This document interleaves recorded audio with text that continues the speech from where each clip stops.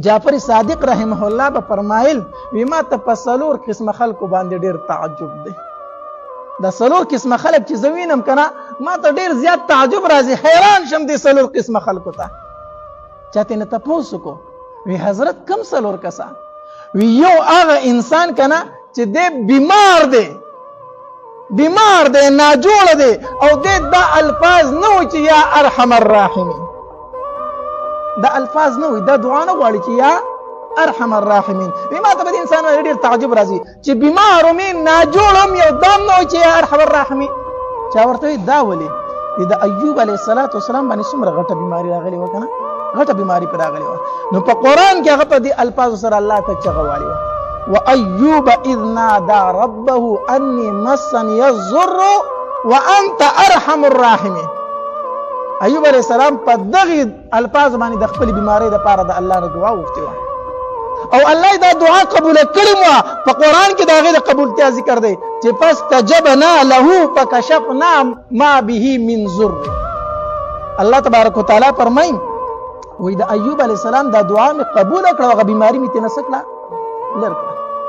جعفر رحمه الله فرمایل، امام جعفر رحمه الله ما ته تعجب دی پاغي سړي باندې چې د بیمار دی او د ایوب علیه السلام دعا دی نه غواړي چې بیمار نو خامخا سوایا دغه الفاظ وایا یا ارحم الراحمین.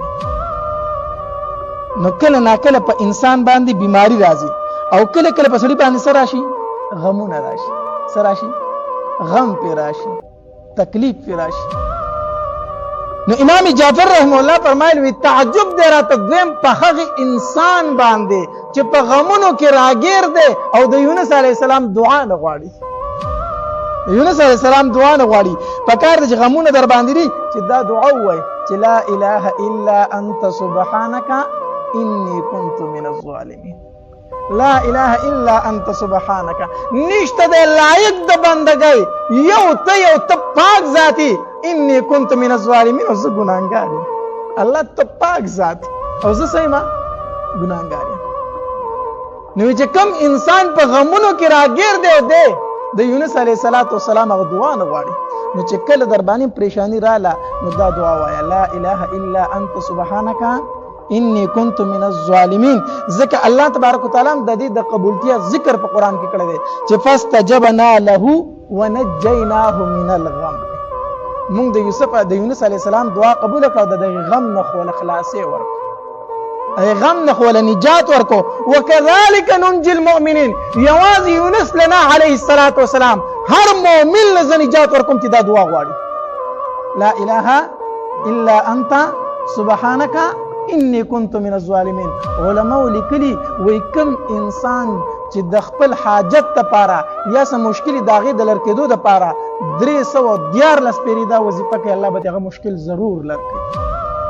314 پیری لا اله الا انت سبحانك انی کنت من الظالمین. او درم ما ته په هغه انسان باندې ډیر تعجب دی کنه چې په د باندې یروي سوي یروي په د ارسه یروي د دشمن یروي د بل شي یروي او د هغه وظیفه نه کوي کوم چې صحابه کرامو کړی و. کوم وظیفه؟ حسبنا الله ونعم الوکیل، حسبنا الله ونعم الوکیل. په صحابه کرامو باندې چې کله ير را لاغو دا دعا وغوښته حسبنا الله موږ لره کافی دی، الله موږ لره کافی دی. نو دا غي ذکر الله تبارک وتعالى په قران کړي چې کله صحابه کرامو وی حسبنا الله تبارک وتعالى فرمایي فانقلبوا بنعمه من الله. چې کله هغه دی کنه چې زمونږ د پر الله کافی دی، نو الله په نعمتونو او فضل سره واپس کړو، د دشمن نه محفوظ وساتل.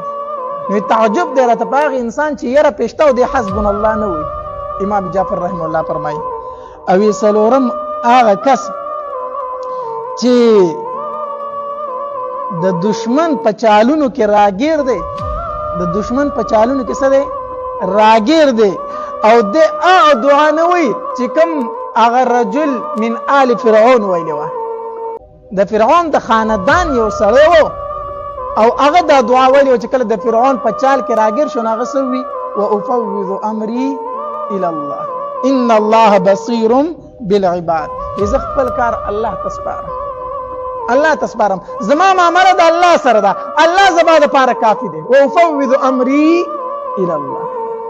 نو چې کله د دشمن په چال کې راګیر وي دشمنان د خرابوي نه دی پریدي دا وظیفه هر سحر کوا وافوض امری الى الله ان الله بصير بالعباد دا وظیفه چې د سحر وکړه کنه تا خپل معامله الله ته وسپارله نو الله تبارک وتعالى د خلکو کارونه سموي ورانوي نه زما د کارونه ما الله ته وسپارل هر سحر مانځه پسې دا وایا وافوض امری الى الله ان الله بصير بالعباد الله ما خپل کارونه تا ته در وسپارل الله زما ورس په ما خط تیره کړه نو خبر در باندې تیریږي کنه تیریږي نو بهر حال موږ محتاج یو خدا چې دعا د الله نه غواړو خپل رزق حلال کو چې کله زموږ روزي حلال وا حرام نه وا دعا موږ د هغه په شرایطو غوښتل کوم شرایط چې درته ما ذکر کړو د دعا کومه طریقه ده په هغه طریقه دی غوښتل الله تبارک وتعالى به درله ضرور دعا سکوي قبلوي الله به درله دا دعا